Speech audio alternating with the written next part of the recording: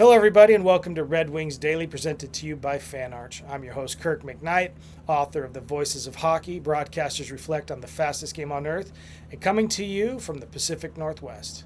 Folks, from where I sit, I'm 2,454 miles from Little Caesars Arena. Now, the Red Wings returned to LCA last night for the first time in a couple of weeks, taking on the New York Islanders, a team that had beaten them twice before in the season, including a 5-0 shutout the last time the two met. Now, this was the regular season finale for the two.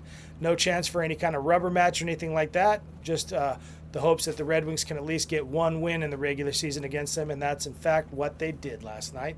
A 3-2 victory with a late goal. Now, we're going to quickly address not the 1,500-pound gorilla in the room, but the 1,500-pound cat in the room by the name of Alex. A lot of people call him Debbie as a nickname, but when I think of Debbie, I think of Deb, and I think of Napoleon Dynamite, and it's not really flowing with me, so I like to call the man Cat. That's probably the better nickname for him, but if we were to call him Debbie today, we'll just call him the Debbie Upper rather than the Debbie Downer, because he is definitely up. Second straight 2-goal game, and third 2-goal game in his last 4. 13 points in his last 8 games. Now, a couple of weeks ago, in one of my first episodes of the show, I had pretty much briefly in passing said that surefire Hall of Famer as far as Alex DeBrincat goes.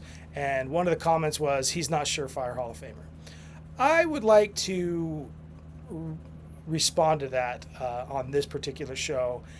Of course, he's only 8.5 seasons into his career. And it's really hard unless you're talking about a McDavid or Crosby or Ovi or any other of these household names from the past 30 or 40 years of hockey. You're not going to say surefire Hall of Famer. So if I was a little preemptive with that, that's fine.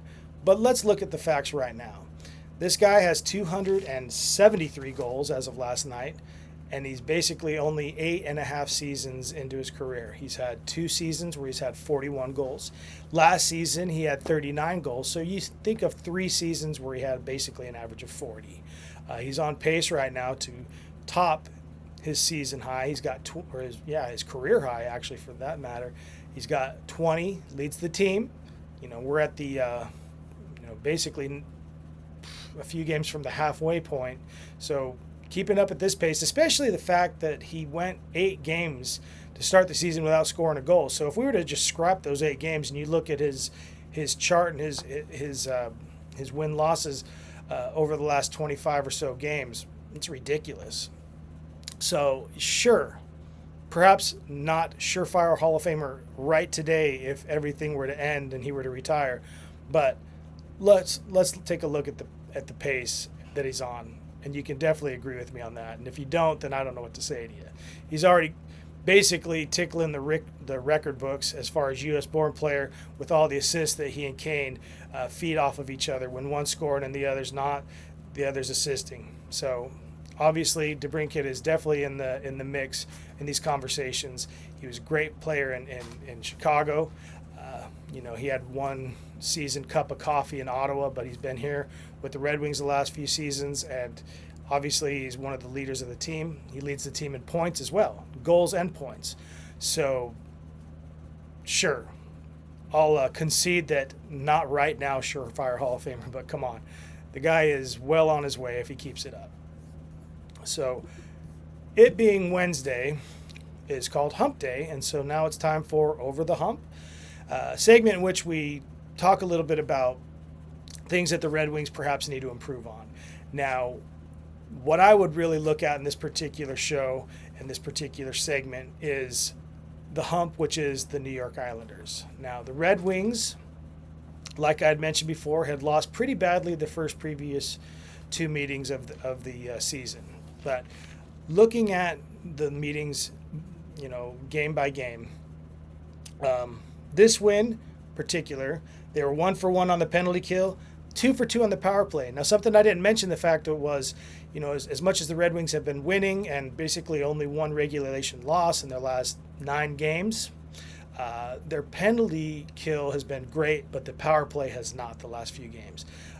They were hot in the early stages of their road trip, but they basically had tapered off and really not scored on the power play. Even though they were having victories, they weren't winning games via the power play. But last night they were 2 for 2, so that was a definite improvement. Obviously, the penalty kill was still doing great. So the last matchup, I said that they had lost 5-0. They were obviously with 0 goals. They had nothing going on the power play. Gibby was in net in that one. And then the first game, they were 3 for 3 on the penalty kill, but they were 1 for 5 on the power play. So the one factor of those first 2 games was that the Red Wings got themselves too deep in a hole that they couldn't come out of. Now, last night's game seemed to be going in that direction because the Islanders scored 4.5 minutes into the game. So that was kind of the sentiment, probably like maybe the feeling around the arena is like, oh no, here we go. They're going to get quick, hot, and we're going to basically be in an insurmountable hole. But luckily, that did not really take place. They were able to, even though they weren't scoring, they were able to keep the bleeding to a minimum and keep the deficit to just 1 throughout the first 2 periods. And then they started to score, got 2 goals, gave up a goal, but obviously DeBrincat came in with a game winner, just like his buddy Kane did the other night in Seattle. One of those game winners, go-ahead goals with just 2 or 3 minutes left in the game to basically put the team on ice. The 6-on-5, obviously, they weren't they weren't blowing the save last night. They were keeping it with them. Couple of opportunities for DeBrincat to get a hat trick with that empty net for a good minute and a half, but didn't quite get it, but still kept it out of the zone, kept the pressure off of Gibby. So that was a good thing to take away from last night's game. And I would say yes, because it's easy to say yes, they're over the hump as far as the Islanders go, but we'll see if we have to revisit that if it becomes a playoff matchup. If the Red Wings make the playoffs and the Islanders do, and that becomes a first or second rounder, then we'll really have to revisit this question and say, did we really say we were over the hump or not? I don't know. But for right now, for all intents and purposes, it's quite safe to say, yes, we're over the Islanders' hump. So good job on that, Red Wings.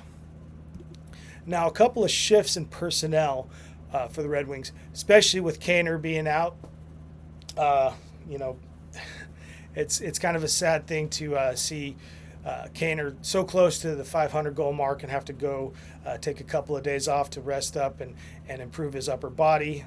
He's already had a stint with on not necessarily the IR, but he basically was out 9 games earlier this season with this upper body problems, and that's the problem he has right now. Hopefully it's not more than last night and tonight's game against Utah. We'll have to see, what kind of recuperation he's on to. Hopefully it won't last that long. But in the meantime, John Leonard came up from the AHL, and the Red Wings waived, poor guy, but the Red Wings waived Berggren. And looking at Berggren, I'm probably butchering his name, but now he's a Blue. So the Blues picked him up off the waivers. But, for the Red Wings, 2 goals and 4 assists over 15 games with the team. His average time on the ice was just under 12 minutes. Only had 20 shots on goal. So, all I can say about Berggren is good luck in the Lou. Obviously, you're in a different conference now. Can cheer for you. Can hope for the best for you. But in the meantime, with one going down or out, we got one coming up in the form of John Leonard.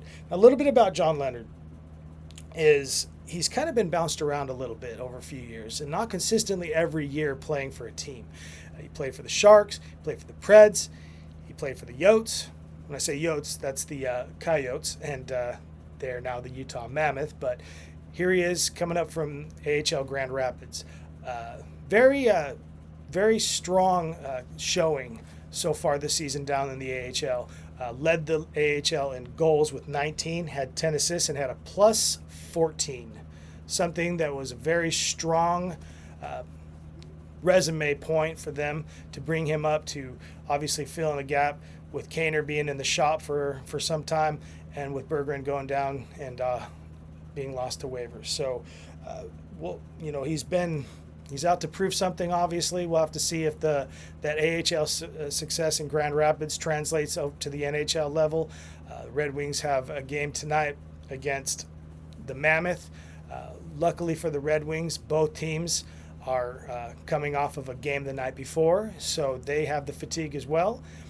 But they also have the travel fatigue. So the Red Wings have a little bit of that advantage to them in the fact that they were just able to stay put, play two nights at LCA, back of the two-day doubleheader kind of thing, and the Mammoth had to travel from Boston. So we'll see how things chip in or pan out. Now we come to the final part of the program, which is the no-cap recap. And it's been a couple of days since I was quoting McClellan on the no-cap recap. I love throwing McClellan through the AI slang translator. And last night, talking a little bit about the Red Wings kind of like clamping down and kind of turning the corner against the Islanders, and just asking him. This was his response to the fact that they gave up a goal pretty early in the season. So this is what he said. Well, at least this is what the AI translator says is what he said.